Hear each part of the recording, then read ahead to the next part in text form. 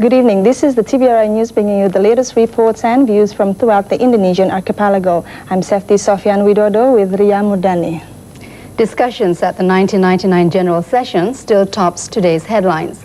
And the President speaks on justice supremacy at today's law seminar. And here are tonight's headlines.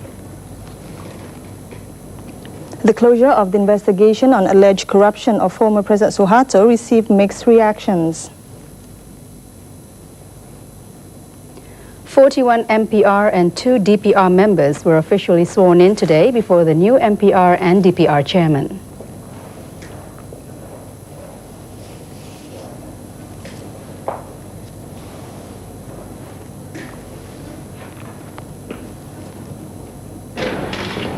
President Habibie thanked the people of East Nusa Tenggara for helping the East Timor refugees.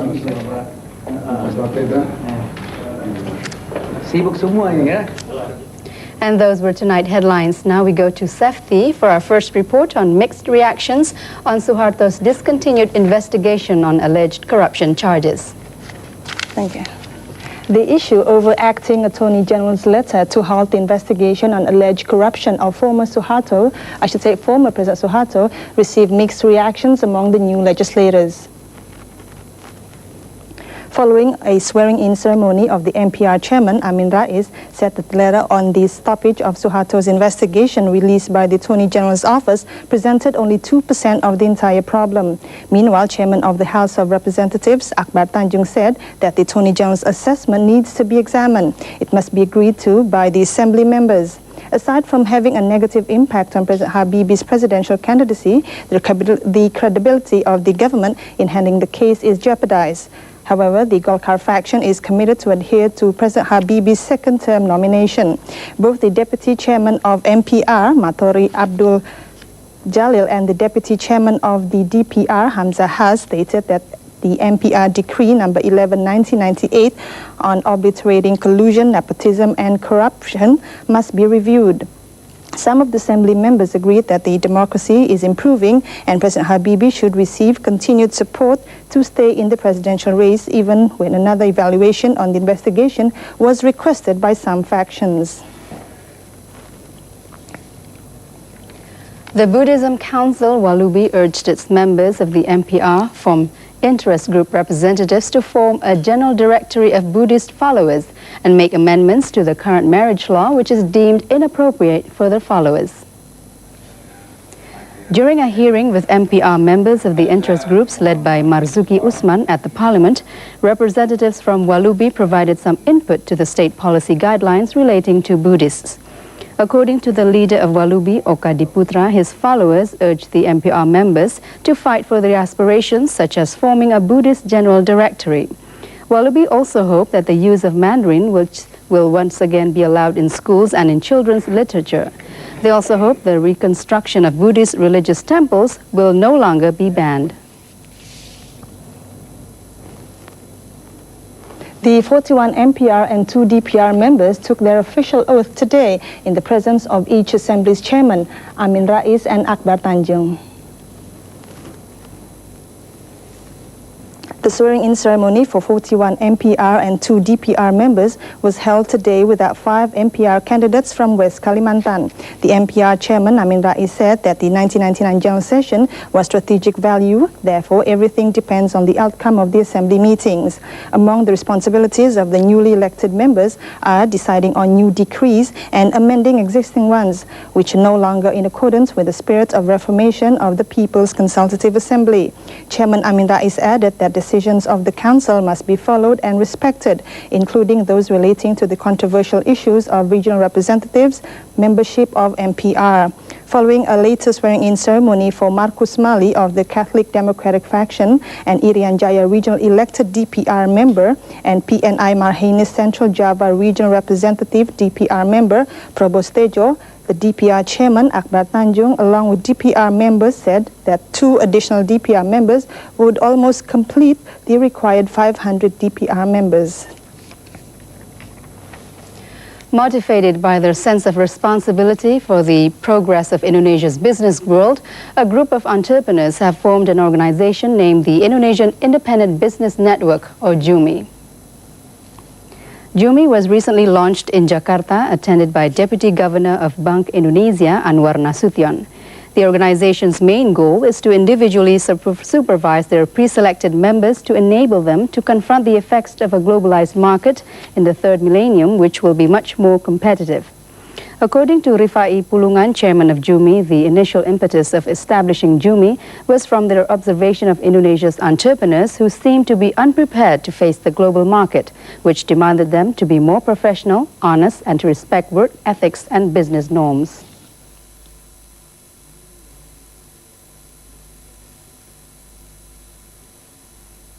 Yeah, Jumi want to develop these organizations to become very selective organization, but not exclusive, meaning that everybody can join, but they have to understand the vision, mission, and the code of ethics of which are being promoted by Jumi. We are optimistic because the visions and the objectives of Jumi is a prerequisite to have a long-term business. So we are not going to do hit-and-run business.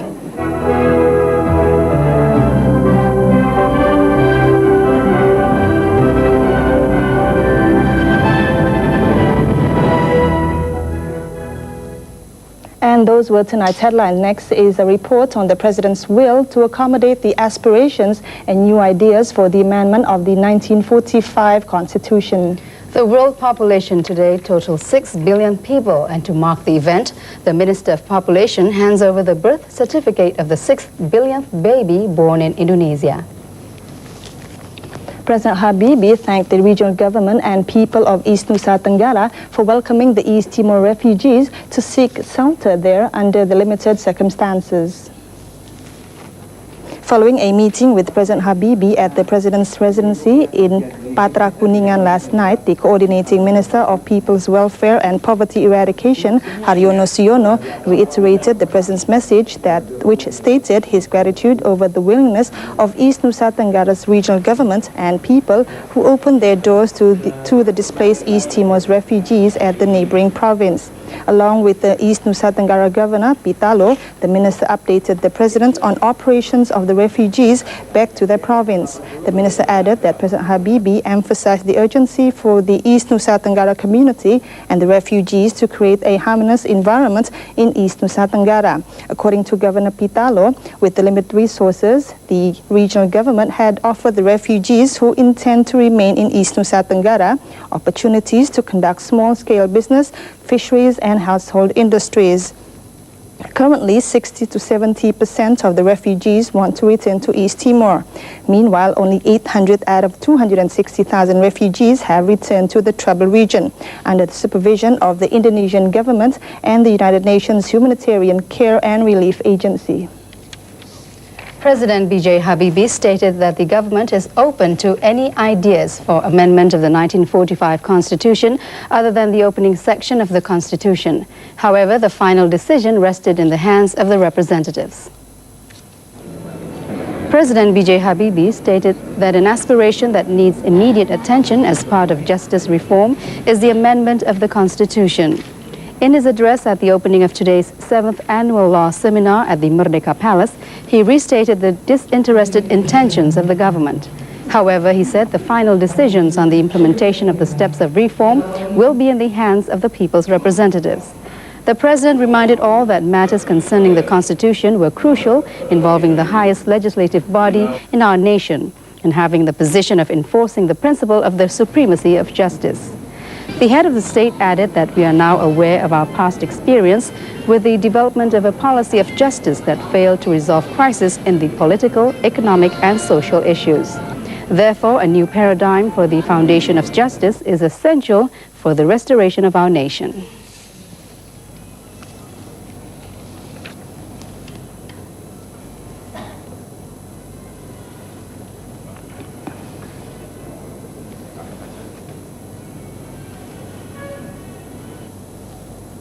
Head of the Indonesian Insurance Council, Anggar Yuwono, stressed that there are no foreign threats to Indonesia in his industry, except if the domestic insurance industry was ill-prepared to face the global challenge.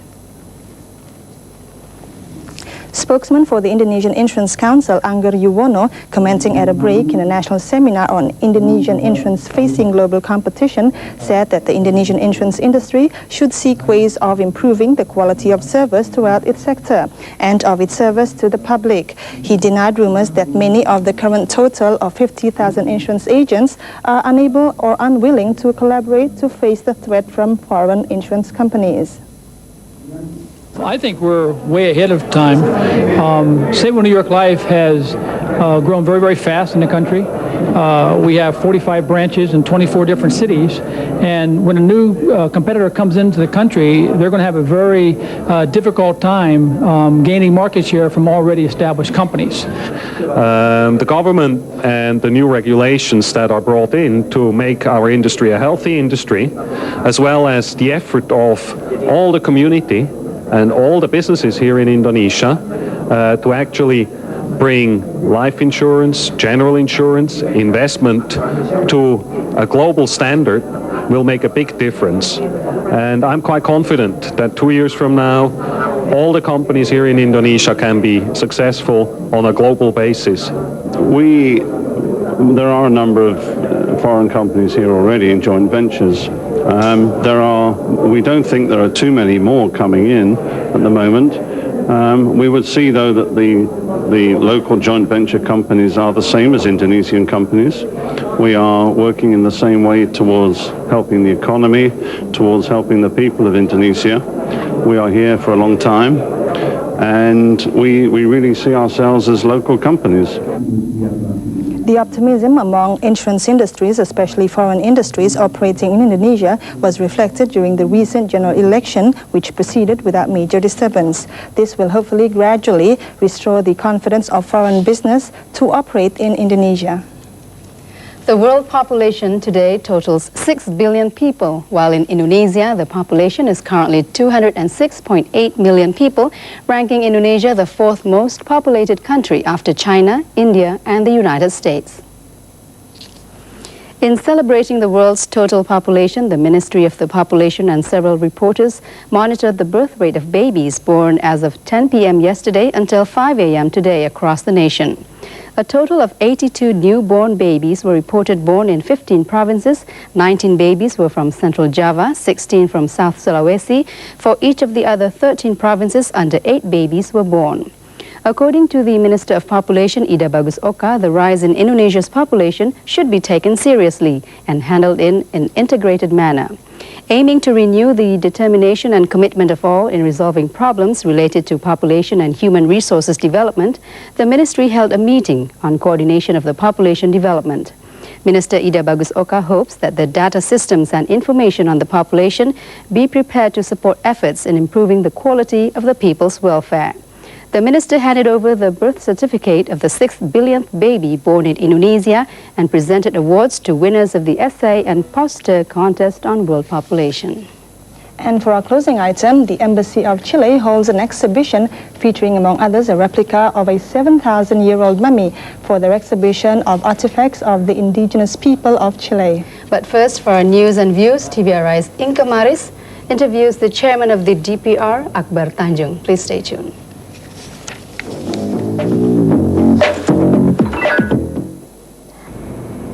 Good evening.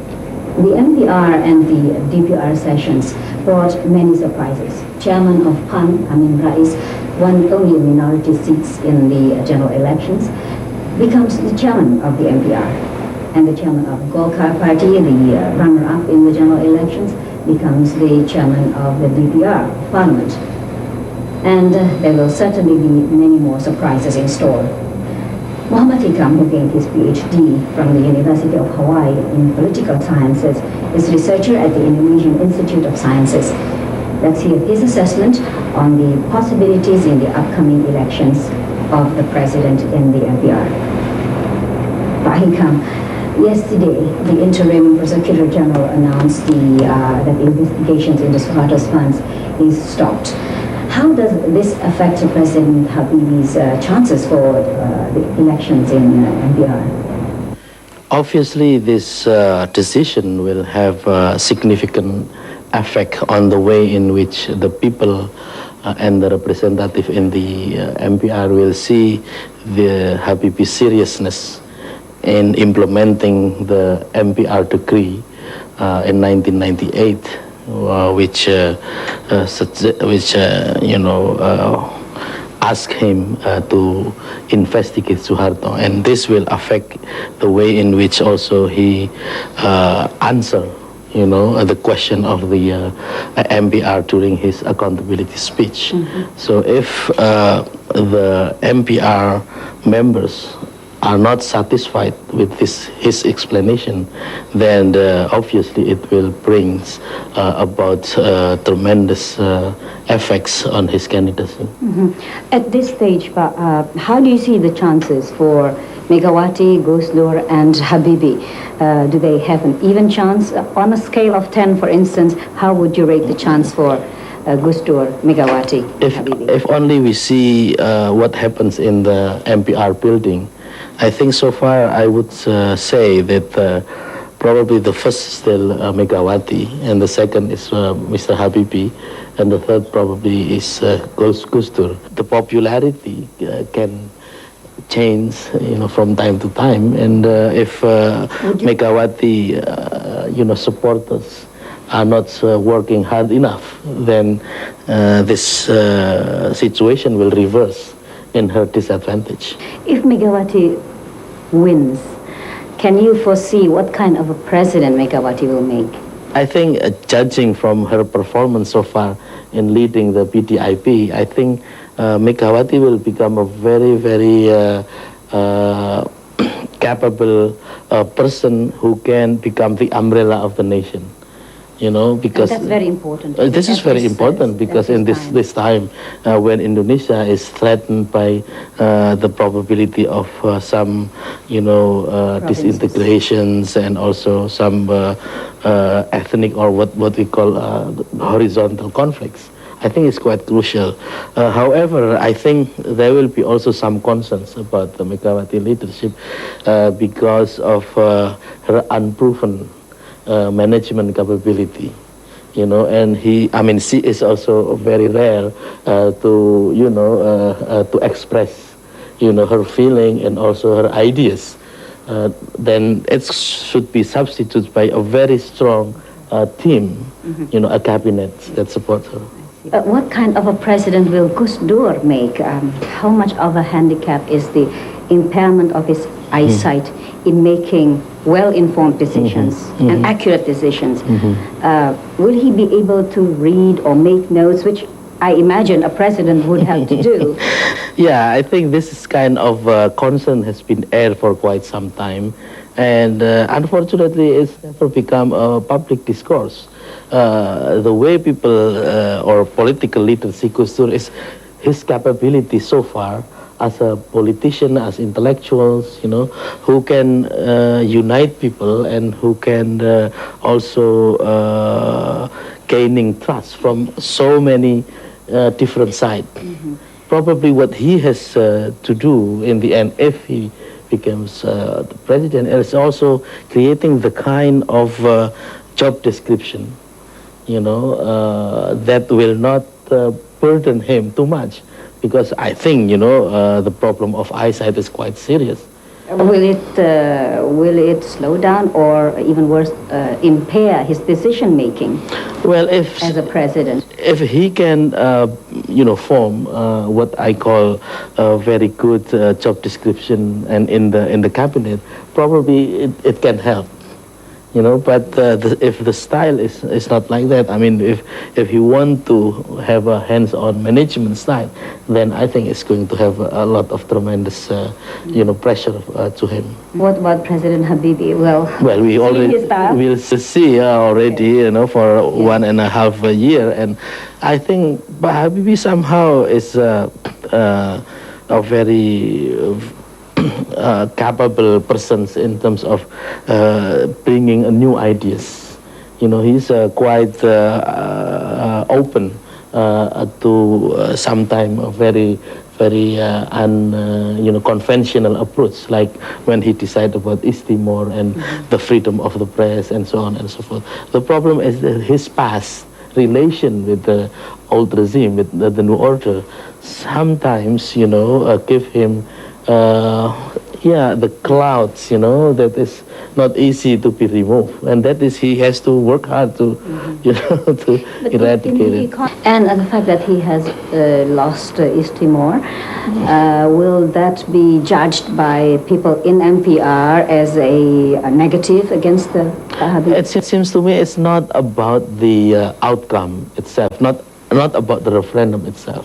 I think the problem with this decision is the timing of the decision, you know, and the outcome of the post-referendum, which is the backlash and the interfaiths coming into East Timor. I think that is going to be the biggest question that he has to face and he has to answer. Indonesia has been the worst affected by the monetary crisis of all the countries in Asia. Our GDP per capita is below 1,000 US, compared to Malaysia's 10,300 US. Our growth rate is still around zero. Malaysia's is 7%, only down 1%. And South Korea's recovery is recovering now. They have growth rates of close to 4% already.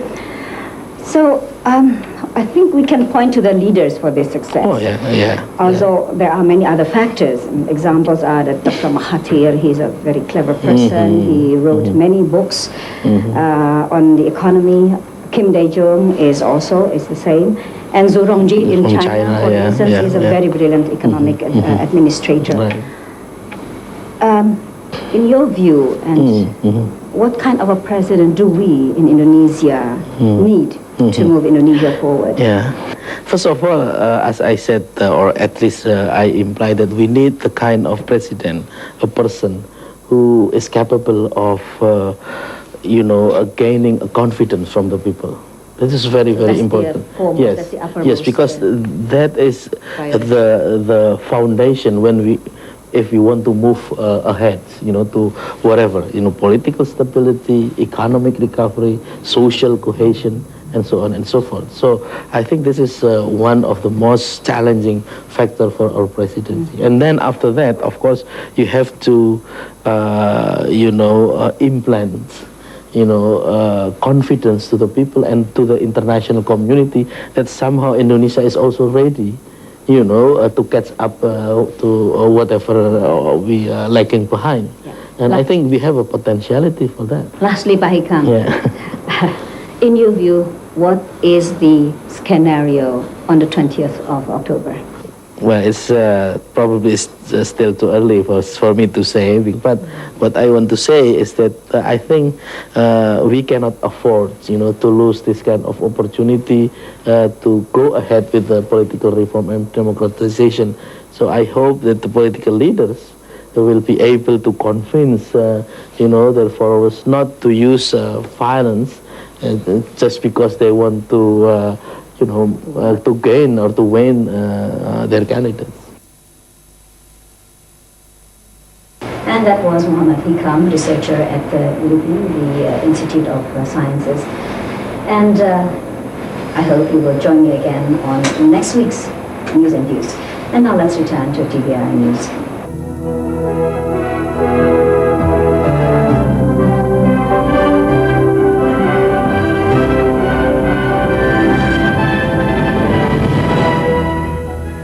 We apologize for tonight's interview. Our guest was Mr. A.S. Hikam, a political observer. The Embassy of Chile opens its first Jakarta exhibition of archaeological artifacts from Chile's Santiago Archaeological Museum. The exhibition of the indigenous cultural artifacts of Chile, organized by Santiago Archaeological Museum, is to mark the 500th anniversary of the arrival of Spaniards in Latin America and to commemorate the arts and culture of the indigenous people of Chile from ancient times until now. The exhibition depicts the journey of ancient hunters 14,000 years ago to the territory now known as Chile, and the specific cultural development of Chile's first community, which was later overwhelmed by the expansion of the Inca culture. The ambassador of Chile, Hernan Pazara, said that the exhibition also served to reflect the relationship between cultures of the world, especially that between Indonesia and Chile's ancient indigenous cultures. The exhibition, to be held until October the 29th, displays a replica of a 7,000-year-old mummy, as well as textiles, ceramics, and metals used by the indigenous people of Chile. And that's the news for tonight. Tune in again tomorrow evening for more news and information on TVRI. I'm Sefty Sofyan Widodo. And I'm Ria Moerdani. We thank you for joining us, and good night.